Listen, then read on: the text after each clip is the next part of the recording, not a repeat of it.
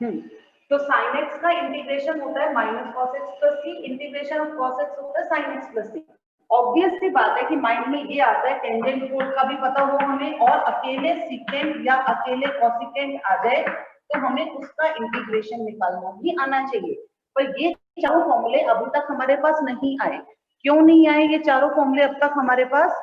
उसका रीजन ये है कि ये जो चार क्वांटिटीज है ना, ये एग्जैक्टली किसी का डेरिवेटिव नहीं बनती। टेंजेंट एक्स किसी का डेरिवेटिव नहीं है, टेंजेंट स्क्वायर एक्स होता है, सॉरी सीकेंट स्क्वायर एक्स होता है, कोसिकेंट स्क्वायर एक्स होता है, tangent x into secant x होता है। तो क्योंकि ये क्वांटिटीज डायरेक्ट डिफरेंशिएट डेरिवेटिव नहीं बनते हैं किसी भी टी क्वांटिटी का, इस वजह से इनके डायरेक्ट फॉर्मूले तो नहीं है। लेकिन अब हमने सब्स्टिट्यूशन मेथड पढ़ लिया, तो सब्स्टिट्यूशन मेथड की हेल्प से हम चाहें तो इनके रिजल्ट्स निकाल सकते हैं। जैसे देखो, आपको अच्छे से पता है कि tangent x is equal to sin x by cos x। ठीक है, जो टेक्निक्स मैं अभी लगा रही हूँ ना बेटा, पूरे चैप्टर में इसी तरह की चीजें चल रही हैं। आपको रास्ते ढूंढते हैं कि हम किस तरह से अपना क्वेश्चन कैरी आउट करें। अब देखो, sin बाय cos है, हमें पता है cos का डेरिवेटिव क्या होता है, sin। तो सपोज करो कि मैंने cos x को t मान लिया। अगर मैं cos x को t अज्यूम करूं तो sin x dx with negative sine dt के इक्वल हो जाता है। इसके हिसाब से sin x into dx dt आ जाता है। तो जो हमारा ये क्वेश्चन था ना टेंजेंट x dx, इसका इंटीग्रेशन एक तरह से देखे तो क्या बन गया, ये बन गया माइनस dt को ऊपर डिवाइड बाय t, यानी कि minus log t plus c। तो इसका आंसर क्या आ गया, माइनस log। अब t किसको माना था हमने t माना था cos x को, तो ये बन जाता है minus log of cos x plus c। तो जो सब्स्टिट्यूशन मेथड कल हमने सीखा था उसकी हेल्प से हमने टेंजेंट x का इंटीग्रेशन निकाल लिया। अब आपको ये अच्छे से पता है कि cos x कितना होता है, 1 बाय सेकेंड x। तो modulus of cos x mod of 1 by second x हो गया ना, तो आप इसे ऐसे लिख सकते हो 1 अपॉन मॉड सेकेंड x। अगर मैं ये चीज इसमें लिखूं तो ये जो क्वांटिटी हमारी बनी, हम इसे लिखेंगे minus log modulus of 1 upon second x. और इसको सेकेंड एक्स को अगर मैं ऊपर ले आऊं तो आप इसे plus log secant x plus C बोल सकते हो कि नहीं। तो एक आंसर ये भी बन जाता है log of secant x plus C. तो इस टेंजेंट एक्स का इंटीग्रेशन दोनों तरह से किया जा सकता है। आप इसे माइनस log cos x भी कह सकते हो और आप इसे log ऑफ सेकेंड एक्स भी कह सकते हो। किसका क्या लॉजिक अप्लाई हुआ है यहाँ पर, हमने log of m upon n लगा दिया। तो ये क्या बनेगा बेटा, ये बनेगा log 1 minus log secant x. अब log 1 क्या होता है, 0, तो माइनस माइनस प्लस, तो ये log सेकेंड एक्स प्लस सी आ जाता है। ठीक है, इस तरीके से हमने टेंजेंट एक्स को इंटीग्रेट कर लिया। बिल्कुल इसी पैटर्न पर आप कोटेंजेंट एक्स का अगर इंटीग्रेशन कैरी आउट करोगे तो कोटेंजेंट एक्स का इंटीग्रेशन आएगा log of mod sin x plus C, या फिर इसको लिख सकते हो minus cosecant x plus C. यहाँ भी एक चीज नोटिस करो, जो रेशियो सी में है उसके आगे माइनस का साइन है। माइनस का साइन सिर्फ दो जगह आ रहा है जहां पर सी चल रहा है, और बाकी दोनों जगह प्लस का साइन आ रहा है। तो ये चीज आपने नोटिस करनी है। ऐसे ही सीकेंट एक्स और टेंजेंट एक्स, कोसेकेंट और कोटेंजेंट। अब मैं कोसेकेंट कोटेंजेंट वाला केस डिस्कस करती हूँ। कोसेकेंट एक्स को हम अपनी मर्जी से cosecant x minus cot x से ऊपर और cosecant x minus cot x से नीचे मल्टीप्लाई कर देते हैं। ठीक है, ये मैंने इसमें कैरी आउट किया। क्या किया मैंने, कोसेकेंट एक्स के साथ एक क्वांटिटी लगा दी। इसका बेनिफिट क्या हुआ, ऊपर बना cosecant square x minus cosecant x cotangent x into dx, और नीचे क्या आ गया, cosecant x minus cotangent x. ये हमने इनपुट डाला। ऐसे ऐसे इनपुट्स हमें याद रखने पड़ेंगे, ध्यान रखने पड़ेंगे, और इन्हीं की हेल्प से इंटीग्रेशन में ये चीजें ना, ये शॉर्ट ट्रिक्स हैं, ये आपको लर्न करनी पड़ेंगी बेटा। और कोई नहीं है, क्योंकि देखो अकेले कोसेकेंट एक्स किसी का डेरिवेटिव नहीं बनता, इसके पीछे लॉजिक चेक करो आप। अकेले कोसेकेंट किसी का डेरिवेटिव बनता नहीं है, कोसेकेंट स्क्वायर होना चाहिए। कोसेकेंट स्क्वायर भी बनता है, कोसेकेंट कोटेंजेंट भी बनता है, तो हमने कोसेकेंट माइनस कोटेंजेंट ले लिया। ये ऊपर लिया, यही नीचे लिया। माइनस के पीछे भी रीजन एक है कि दोनों के डेरिवेटिव्स नेगेटिव आते हैं। अब इसके बाद सपोज करो कि मैं इधर लिख रही हूँ इसका, मान लो मैंने cosecant x minus cotangent x को टी ले लिया। दिखाई दे रहा है ना बेटा लिखा हुआ? बोर्ड विजिबल है सबको? Yes ma'am, yes ma'am. Cosecant minus cotangent x को मैंने मान लिया यस मैम। तो minus cosecant x cotangent x plus cosecant square x dx will become dt। देखो जरा, अगर इस क्वांटिटी को t मानते हैं, इसका डेरिवेटिव होता है ये, और कोट एक्स का डेरिवेटिव होता है माइनस कोसिकेंट स्क्वायर, तो माइनस माइनस प्लस, ये क्वांटिटी dt बन जाती है। और आप देख सकते हो यही क्वांटिटी न्यूमरेटर में है, इसका मतलब ये बन गया dt by t। Now what is the integration of dt by t? dt by t का इंटीग्रेशन बनेगा log of mod t plus c। तो आंसर आया log of cosecant x minus cotangent x plus c। ठीक है, इस तरीके से ये रिजल्ट निकल गया।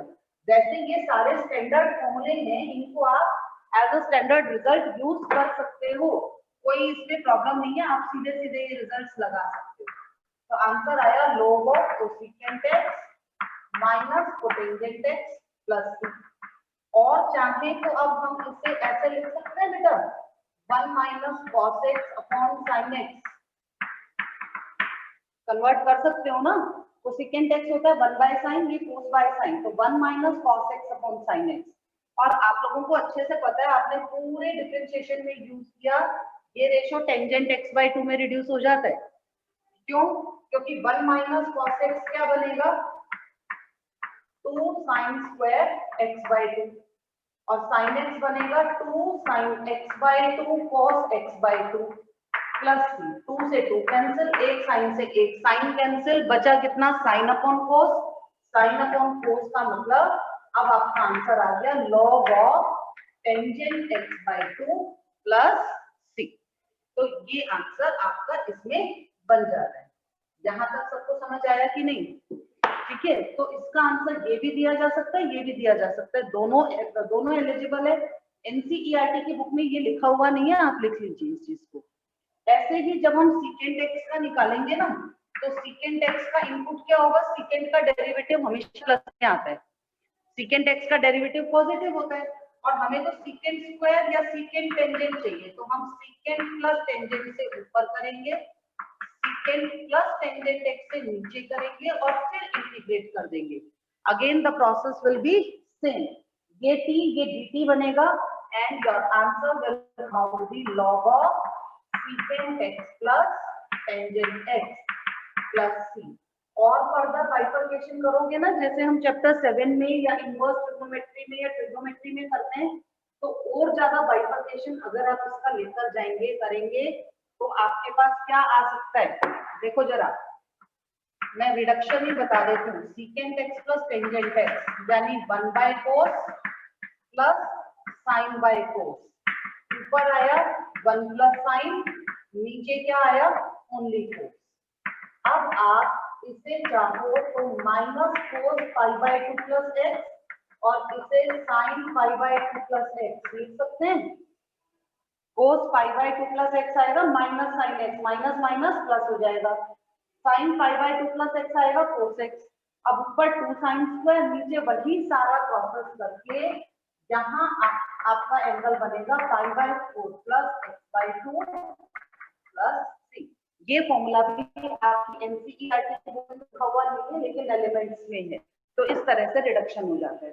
अब ये 6 के 6 रिजल्ट्स आपको याद करने, याद रखने, और ये स्टैंडर्ड फॉर्मूले हैं, you can apply these results directly. Derivation मैंने इसलिए बता दी क्योंकि ना 2 नंबर में ये क्वेश्चन एज अ डेरिवेटिव भी पूछा जा सकता है, ऐसा कोई हार्ड एंड फास्ट रूल नहीं है। कोई ये थोड़ी कहेगा कि ये तो फॉर्मूला था, आपने क्यों पूछ लिया। तो क्योंकि ये चीजें पूछी जा सकती हैं, जरूरी है, मैंने इसीलिए बता दिया इसको। ठीक है, तो अब इसका चाहे स्क्रीनशॉट लेकर रखो, नहीं तो ये सारे फॉर्मूले आपको एनसीईआरटी की बुक में भी मिल जाएंगे और आप निकाल सकते हो। अब जब भी टी रेशियो से डील करोगे ना, तो टी रेशियो से डील करते हुए एक चीज का ध्यान रखना है, इंटीग्रेबल फॉर्म होगी तो इंटीग्रेट कर पाओगे, अदरवाइज नहीं कर पाओगे। और इंटीग्रेबल फॉर्म कौन सी बनती है, जिसमें या तो वो सीकेंट स्क्वायर बने, टेंजेंट स्क्वायर बने, सीकेंट इंटू टेंजेंट बने, कोसिकेंट इंटू कोटेंजेंट बने, कोट स्क्वायर बनेगा तब भी हो जाए, कोट स्क्वायर को तो कन्वर्ट करके ला सकते हैं, या फिर सबकी पावर 1 आती होगी तो होगा, नहीं तो नहीं होगा। जैसे आपका पहला ही क्वेश्चन देखो, your first question is sin square 2x + 5 dx। ठीक है, ये क्वेश्चन दे दिया। अब साइन स्क्वायर के साथ 2x + 5 है, 2x + 5 तो कोई बात नहीं, लीनियर क्वांटिटी है। ये स्क्वायर जो है ना, it is going to cause a problem for you. क्यों? क्योंकि हमने sin x dx का इंटीग्रेशन तो पढ़ा है, sin थीटा d थीटा हमें पता है, sin स्क्वायर का फॉर्मूला नहीं है हमारे पास। अब जब sin स्क्वायर का फॉर्मूला नहीं है, अब फॉर्मूला कोई बनेगा भी नहीं, आप कितना मर्जी। तो ऐसे केस में हमें क्या करना पड़ेगा, जब पावर्स आ रही है ना, तो साइन और कोस इन दो में आप किसी भी पावर का डायरेक्ट इंटीग्रेशन नहीं कर सकते हो। आपका स्क्वायर आ रहा है, क्यूब आ रहा है, फोर्थ पावर आ रही है, तो आपको ट्रिग्नोमेट्री के जो वेरियस रिजल्ट्स थे जो आपने 11th क्लास में यूज किए थे, उनकी हेल्प से इनको रिड्यूस करना पड़ेगा। किस फॉर्म में लाना पड़ेगा इनको? ऐसी फॉर्म में लाना पड़ेगा जहां कोई पावर ना हो, वो सिंप्लीफाई हो जाए। अब पावर को रिमूव कैसे करेंगे? अब देखो, आप लोगों ने ये फॉर्मूले बहुत पढ़े हैं और इसका खूब यूज होगा इसमें। आपको पता है ना 2 sin स्क्वायर थीटा कितना होता है, 1 - cos 2 थीटा। तो sin स्क्वायर थीटा को क्या लिख सकते हो, 1 - cos 2 थीटा/2। ऐसे ही कहीं भी आपको cos स्क्वायर थीटा नजर आ जाए तो cos स्क्वायर थीटा को क्या लिखोगे, 1 + cos 2 थीटा/2। इन दो फॉर्मूलों को इस एक्सरसाइज में ऊपर नोट कर लो, बहुत जगह इनको यूज करना पड़ेगा। जहां भी साइन की स्क्वायर पावर आ रही है, 4 पावर आ रही है, 6 पावर आ रही है, वहां हम सिंप्लीफाई करने के लिए इनका यूज करेंगे, और तब तक सिंप्लीफाई करते जाएंगे जब तक पावर रिमूव नहीं हो जाती। ठीक है, तो जैसे अब ये क्वेश्चन है sin स्क्वायर 2x + 5, तो हम क्या करें इसमें, ये रिजल्ट अगर मैं लगाऊं तो ये आएगा 1 - cos 2 × 2x + 5 dx divided by 2, 1 - cos 2 थीटा/2। तो ये आ गया इंटीग्रेशन ऑफ 1/2 को तो बाहर ही ले आओ क्योंकि ये तो कांस्टेंट है, 1/2 बाहर आ गया, अंदर क्या बचा, 1 - cos of 4x + 10 dx। अब देखो पावर हट गई, अब 1 पावर आ गई। जब 1 पावर आ जाए तो ये सॉल्व हो जाएगा। तो एक तो बन रहा है इंटीग्रेशन ऑफ dx और एक बन रहा है integration of cos 4x + 10 dx। ठीक है, ये दो बन रहे हैं, half of integration of 1 dx minus half of integration of cos of 4x + 10 into dx। अब half of integration of dx यानी x/2 minus 1/2 cos 4x + 10 का integration sin 4x + 10 divided by 4 + c। तो आंसर क्या बना, x/2 minus 1/8 sin 4x + 10 + c, और ये इसका answer आ गया। इसी तरह से जो ट्रिग्नोमेट्री के आपके जितने भी फॉर्मूले थे ना, अब आप लोगों को लगता होगा हम 11th में ट्रिग्नोमेट्री पर स्ट्रेस क्यों करते हैं, जितना भी कुछ आपने, जितने रिजल्ट्स, जितने फॉर्मूले वहां पढ़े थे ना, product formula, CD formula, addition formula, subtraction formula, वो सारे यूज हो जाएंगे यहाँ पर। और जिसको वो फॉर्मूले बहुत अच्छे से याद है उसको तो लगेगा बड़ी आसान सी एक्सरसाइज है, जिसको नहीं आता ना वो बोलेगा बड़ा फिजूला टॉपिक है, बड़ा बेकार सा टॉपिक है, कैसे करें हम। तो ऐसा कुछ नहीं बेटा, देखो टॉपिक जो है वो कोई खराब नहीं होते। खराब क्या होती है, हमारी नॉलेज होती है। अगर हमारी पिकअप अच्छी नहीं है, हमें फॉर्मूले अच्छे से पता नहीं है ना, तो हमें दिक्कत आती है। अब ऐसे ही एक क्वेश्चन देखो, ये है integration of cos 2x cos 4x cos 6x cos 2x into cos 4x into cos 6x dx। इसे इंटीग्रेट करो। क्या परेशानी है इस क्वेश्चन में, तीन क्वांटिटीज का कोस मल्टीप्लीकेशन में चल रहा है, मल्टीप्लाई हो के आ रहा है। अब मल्टीप्लाई हो कर आ रहा है तो हम इंटीग्रेट कैसे करें, इंटीग्रेशन तो तब बनेगा जब ये एक एक करके सिंगल सिंगल में आएंगी। अगर सिंगल सिंगल में आएंगी तो इंटीग्रेट कर पाओगे, नहीं आएंगी तो इंटीग्रेट नहीं कर पाओगे। तो अब इसमें इंटीग्रेशन करने के लिए क्या करें, अब आपको 1/2 × 2 वाली एक टेक्निक याद होगी, पिछले साल ट्रिग्नोमेट्री के चैप्टर में होती थी। उसमें क्या था, हम ये कहते थे कि इनको अलग अलग करना है ना, तो प्रोडक्ट फॉर्मूला लगाओ और एक बार में कितनों को कनेक्ट कर पाओगे, 2 को। एक बार में 2 को कनेक्ट करते हुए तो ये सारा ट्रिग्नोमेट्रिक प्रोसीजर चलना है आपका। अब ये आपकी इच्छा है कि आप वो ट्रिग्नोमेट्रिक प्रोसीजर इंटीग्रेशन के सिंबल के साथ लगाओ, नहीं तो एक काम और कर सकते हो, आप इंटीग्रेशन को लास्ट में देखेंगे क्या इंटीग्रेट करना है। इसको आई मान के छोड़ दो, सबसे पहले इसे रिड्यूस करो। ये जो cos 2x, cos 4x, cos 6x है, पहले इसी को सिंप्लीफाई कर लो। उससे क्या है, आपका थोड़ा सा टाइम सेव हो जाएगा, बार बार आपको इंटीग्रेशन का साइन और dx नहीं लगाना पड़ेगा। ठीक है, तो हम इसे कैसे लिख सकते हैं, half of cos 2x into 2 cos 6x cos 4x, ऐसा कर सकते हैं कि नहीं। हाफ इंटू 2 किया मैंने, हाफ इंटू 2 क्या होता है 1, cos 2x को अलग रख लिया और इन दोनों को इकट्ठा ले लिया। अब इन दोनों को जो इकट्ठा लिया, इस इकट्ठे में फॉर्मूला अप्लाई होगा। क्या फॉर्मूला अप्लाई होगा, 2 cos a cos b। 2 cos a cos b होता है cos of sum plus cos of difference.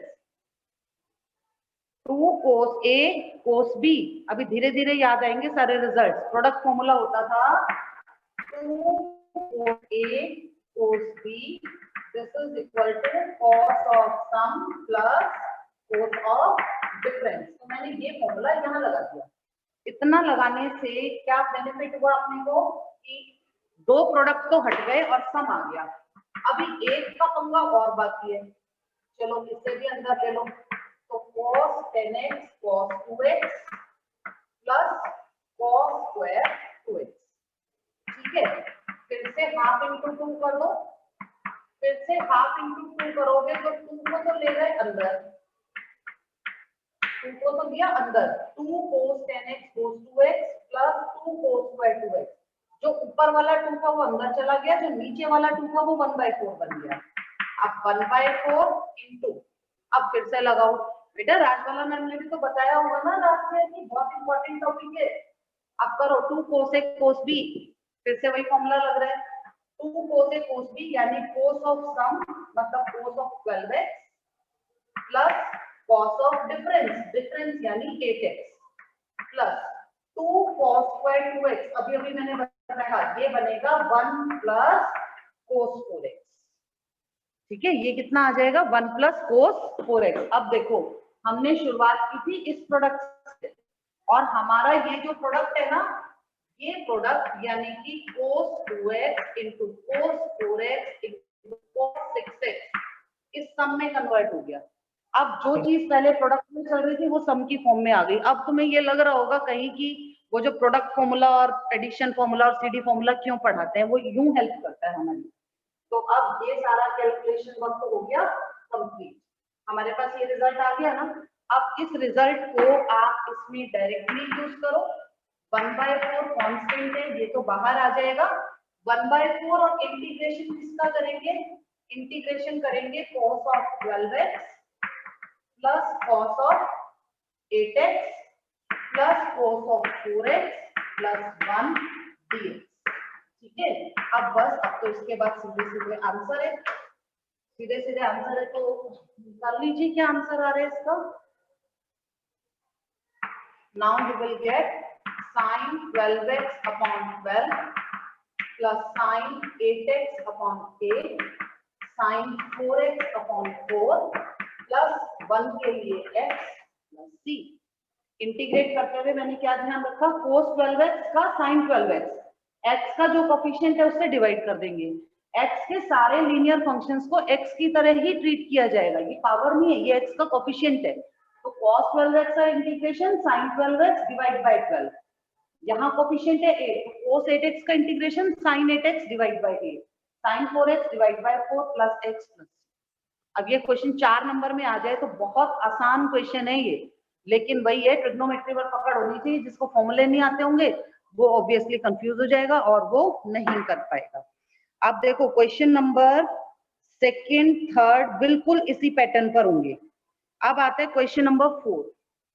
अब 4th क्वेश्चन में देखो क्या स्पेशल हो गया, मैं 4th की जगह 5th ले लूं, जैसा 5th है वैसे ही 4th है, 4th आप अपने आप कीजिएगा। sin cube x cos cube x, sine cube x cos cube x dx। अब यहाँ क्या टेक्निक एडॉप्ट होगी, यहाँ भी प्रोडक्ट तो आ रहा है लेकिन खाली प्रोडक्ट नहीं है, प्रोडक्ट के साथ क्या चीज चल रही है बेटा स्पेशल, सोचो जरा। यहाँ प्रोडक्ट जो है उसमें पावर आ गई, तो पावर वाले जो क्वेश्चंस होते हैं, मैंने आपको कहा था ना पावर को तो हमें हटाना पड़ेगा हर तरीके से, कैसे भी करके पावर को तो रिमूव करना जरूरी है। अब पावर में भी दो तरह की चीजें होती हैं, एक होता है ऑड वाला और एक होता है इवन वाला। तो सबसे पहले आपने क्या करना है, आप इसे ऑब्जर्व कीजिए, साइन या कोस दोनों में से किसी भी एक के ऊपर अगर ऑड पावर आती है ना तो क्वेश्चन सॉल्व करना आसान है। कैसे आसान है, आप इनमें से जैसे ये साइन क्यूब एक्स, एक पावर को अलग कर दो तो वो इवन में कन्वर्ट हो जाएगी, किसी भी एक को कन्वर्ट कर सकते हो। तो sine cube x cos cube x dx था, एक पावर साइन की है एक पावर कोस की है, ठीक है। दोनों की पावर्स को देखना है, जिसकी भी पावर ऑड है, दोनों की ऑड है तो आपकी मर्जी, चाहे साइन को ले लो चाहे कोस को ले लो। अगर दोनों की ऑड नहीं है, एक के ऊपर 4 पावर आई एक पर 3 आई, यहाँ तो हमारे लिए अच्छा था, दोनों जगह 3 थी पावर। तो ऐसे में क्या करना है, किसी एक की पावर को अलग कर दो, ये लग गया। और अब जो बचा ना उसको दूसरे में कन्वर्ट कर दो, जैसे साइन क्यूब एक्स तो ठीक है, आप cos स्क्वायर एक्स को क्या लिख सकते हो, 1 minus sine square x into cos x dx। देखो जरा अब कौन सा वाला फॉर्मूला लगेगा, कैन एनीवन टेल मी कौन सा रिजल्ट यूज होगा बेटा?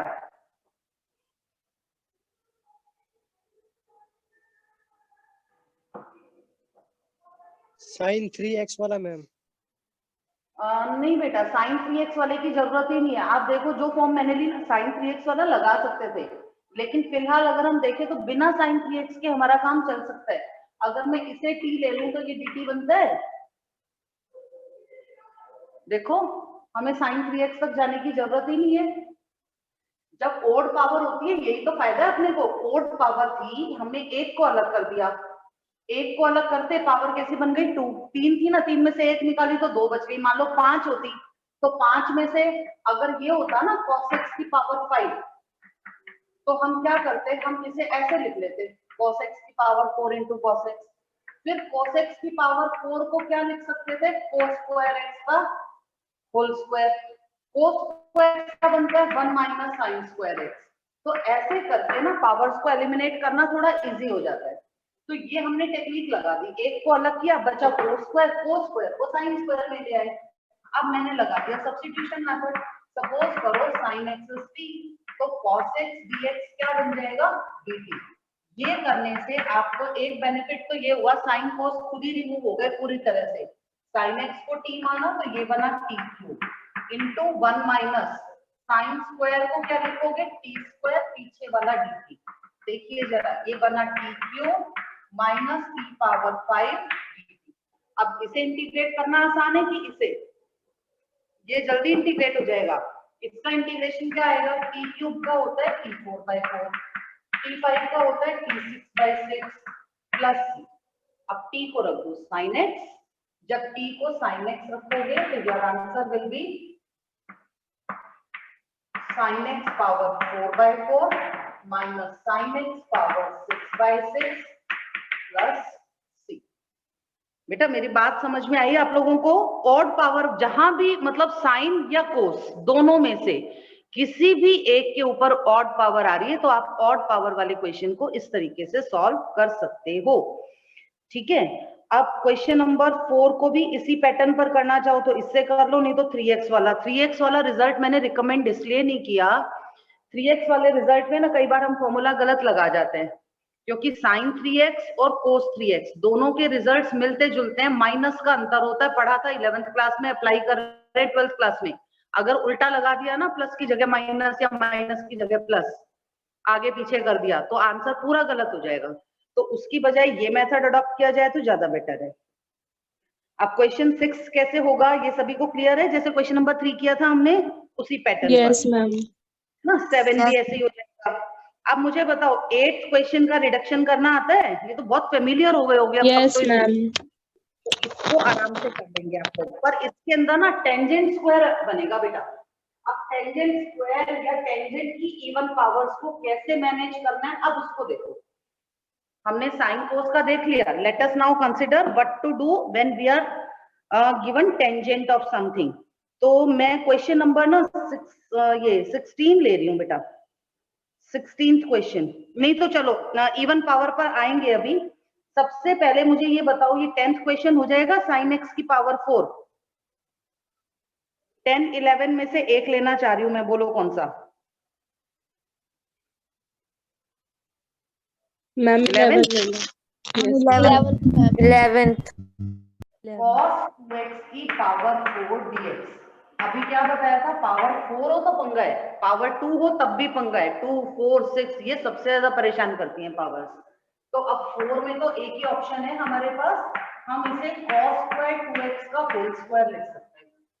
ठीक है, अब cos स्क्वायर 2x को क्या लिखोगे? 1 plus cos 4x upon 2 whole square dx। ठीक है, ये फॉर्मूला हो गया 1 प्लस cos 4x अपॉन 2। अच्छा, इस 2 का स्क्वायर क्या बन जाएगा? 4। जो 2 का स्क्वायर 4 बनेगा वो 1/4 बन के बाहर आ गया, अंदर बचा 1 plus cos 4x whole square. अभी भी हमारी परेशानी दूर नहीं हुई, कोई बात नहीं, इसको और खोल लो। इसको और खोलोगे तो अब आपके पास आएगा 1 plus cos square 4x plus 2 cos 4x dx। अभी क्या किया हमने? a plus B whole square apply कर दिया। a plus B whole square लगाया तो a का स्क्वायर प्लस b का स्क्वायर प्लस 2b। चलो जी, ये पार्ट ठीक हो गया, ये पार्ट ठीक हो गया। ये फिर प्रॉब्लम करेगा अभी। क्यों करेगा? क्योंकि इसके ऊपर कौन सी पावर आ रही है? 2 पावर। तो अब इस 2 पावर को सॉल्व कर लो। अब ना यहाँ आपकी इच्छा है, आप चाहो तो जो हो गया उसको तो कर दो अलग, और जिसमें अभी भी प्रॉब्लम है उसको कर लो अलग। फिर अपने को उसको देखना पड़ेगा ना, बाकी तो हो गया अपना। तो मैंने क्या किया, 1 और 2 cos 4x को तो एक में ले लिया, इस cos स्क्वायर 4x को दूसरी जगह ले लिया। अब इसके बाद हमें क्या करना है? सिर्फ एक यही एक्सरसाइज थोड़ी सी टेंशन वाली है बेटा। इसमें ये ट्रिग्नोमेट्री जहां आ जाती है ना, वहां होता ही है, सभी बच्चों को लगता है। आप पहले भी नहीं हो और आप आखिरी भी नहीं हो। तो ये सभी स्टूडेंट्स को ट्रिग्नोमेट्रिक वाले, क्योंकि कंसेप्ट जो है ना वो पीछे वाले यूज होते हैं। आज एक बार टाइम मिले तो थोड़ा सा टाइम निकालकर 11th के फॉर्मूले रिवाइज कर लेना, फिर दिक्कत नहीं आएगी। चलिए 1/4 1 dx, 1 का integration x plus 2 times cos 4x का इंटीग्रेशन sin 4x अपॉन 2। ठीक है, ये वाला पार्ट तो हो गया डन। अब बचा 1/4 इंटीग्रेशन। अब उस cos स्क्वायर 4x का क्या करें? cos स्क्वायर 4x को फिर चेंज कर दो, 1 plus cos 8x. ठीक है, जितनी स्क्वायर पावर आएगी यही फॉर्मूला लगाना है। cos square theta is equal to 1 plus cos 2 theta by 2। तो cos स्क्वायर 4x हो गया 1 plus cos 8x bye 2 dx। तो एक पार्ट तो अपना हो ही गया था, x plus sin 4x upon 2 plus 1/8 हो गया। ये 1/8 कैसे? ये इकट्ठा कर दिया। अब बताओ 1 का इंटीग्रेशन x और cos 8x का इंटीग्रेशन sin 8x बाय 2, और लास्ट में लगा देंगे c। c is the constant of integration. एक इंटीग्रेशन का क्वेश्चन चाहे 2 पार्ट्स में टूटे, 3 में टूटे, 4 में टूटे, दैट डजंट मैटर, आपको c एक ही बार लगाना है लास्ट में जाके। तो वो c आपने इंट्रोड्यूस कर दिया। इसी तरह से एक क्वेश्चन है, हाँ बोलो। sin 8x by 8 आएगा। 8 मैंने 2 लिख दिया क्या? अच्छा, sin 8x by 8 आएगा ma'am. Thanks for telling, sin 8x by 8। चलिए अब आओ जरा क्वेश्चन नंबर 13 पर। क्वेश्चन नंबर 13 है, जो मैंने बीच में बेटा टेंजेंट स्क्वायर वाला छोड़ा वो मैं अपने आप कवर कराऊंगी। मुझे ना एक्चुअली मैं स्क्वायर की बजाय 4th पावर डिस्कस करना चाह रही हूँ। 4th पावर समझ आ जाएगी तो 2 पावर अपने आप आ जाएगी। अब अगला क्वेश्चन है cos 2x minus cos 2 alpha by cos x minus cos alpha dx। ये हमारा फेवरेट क्वेश्चन है सबका, मेरा, राजबाला मैम का, विमला मैम का, इवन बोर्ड के एग्जामिनर्स का फेवरेट क्वेश्चन है। बताओ क्या करना चाहिए इसमें?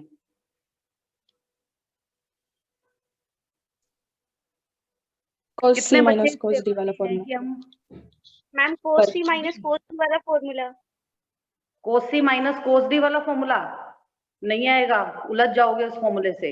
यहाँ पर यही तो देखने में, मैं वही तो कह रही हूँ, इस क्वेश्चन में पंगा यही है, देख के लगता है cos c minus cos d वाला लगा दो तो आंसर आ जाएगा, लेकिन नहीं आता। क्यों नहीं आता? cos c minus cos d ऊपर भी लगाना पड़ेगा, नीचे भी लगाना पड़ेगा। उससे होगा क्या, यहाँ से तो x माइनस अल्फा आएगा, यहाँ से x माइनस अल्फा बाय 2 आएगा, बहुत लंबा हो जाएगा। आंसर तो आ जाएगा, मैं ये नहीं कह रही नहीं आएगा, लेकिन आंसर जो है वो लगभग 1 पेज या 1.5 पेज तक जाएगा। अब जरा दूसरा फॉर्मूला देखो, cos 2x 2 cos square x minus 1 होता है। साइन होता तब तो कोई ऑप्शन नहीं था बेटा, साइन के केस में तो अपने को वही लगाना पड़ता। क्या हम ये लगा सकते हैं? बताइए बेटा, 2 times cos square x minus 1 होता है cos 2x, और वही 2 cos स्क्वायर अल्फा माइनस 1। अब इससे क्या बेनिफिट हुआ अपने को? ब्रैकेट खोलोगे ना तो ऊपर आया 2 cos square x minus cos square alpha, और नीचे आया cos x minus cos alpha dx। ठीक है, क्यों? माइनस और माइनस तो कट गया, 2 को तो बाहर ले आओ। इस ऊपर वाले के फैक्टर्स बन रहे हैं cos x minus cos alpha, cos x plus cos alpha divided by cos x minus cos alpha और dx। इससे ये भी कैंसिल हो गया। ठीक है, अब क्या बचा? 2 times integration of cos x plus cos alpha dx। तो आंसर क्या आना चाहिए? 2 टाइम्स cos x का integration sin x sin x sin x plus cos alpha का integration constant 0 no ma'am 0 0 cos alpha बेटा कांस्टेंट है, cos अल्फा का integration होगा ही नहीं। हम इसमें ना इसको cos अल्फा को एज इट इज रखेंगे, 1 dx का इंटीग्रेशन आएगा x प्लस c। देखो इसीलिए अब दो पेज आ गए इस क्वेश्चन में, एक तो ऊपर आ गया और एक नीचे आ गया। ये मतलब ना अक्सर होती है गलती, क्योंकि हम cos x cos अल्फा को एक जैसा मान लेते हैं। एग्जैक्टली होगा क्या, integration of cos x dx एक पार्ट और 2 cos alpha into integration of dx plus c, ये बनेगा। क्यों बनेगा? क्योंकि cos अल्फा कांस्टेंट है। आप देखो वेरिएबल ऑफ इंटीग्रेशन x है, वेरिएबल ऑफ इंटीग्रेशन अल्फा नहीं है, तो ये आंसर आएगा 2 sin x। ये तो ठीक है कि cos x का sin x, लेकिन 2 cos अल्फा कांस्टेंट, dx का इंटीग्रेशन x, तो आंसर आएगा 2x cos alpha plus c। अच्छा था ना क्वेश्चन? Yes, ma'am.